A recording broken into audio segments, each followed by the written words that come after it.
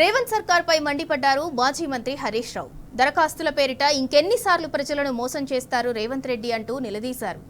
ఇప్పటికే ప్రజాపాలనలో కులగణలలో వివరాలు తీసుకున్నారని గుర్తు చేశారు.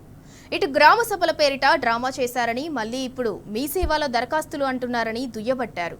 పథకాల పేరిట ఇన్నాళ్లు మీరు చేసిన హడావుడి స్థానిక సంస్థల ఎన్నికల కోసం చేసిన గారడీనేనా అని ప్రశ్నించారు.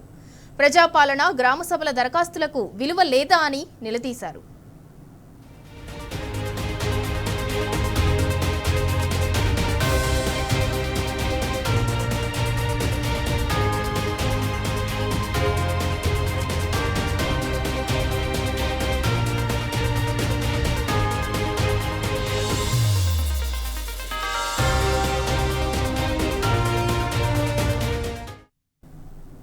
బీఆర్ఎస్ పాలనలో రాష్ట్రంలో దరఖాస్తు దస్త్రం లేకుండా పథకాల అమలు జరిగిందని గుర్తు చేశారు.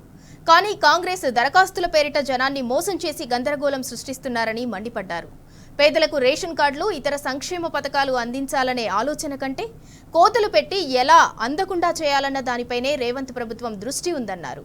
దరఖాస్తుల పేరిట దగా చేయటం తప్ప 14 నెలల పాలనలో మీరు చేసిందేముందని నిలదీశారు. దరఖాస్తుల పేరిట కాలం వెళ్లతీయటం మానేసి పేద ప్రజలకు సంక్షేమ పథకాలు అందించాలని తెలిపారు.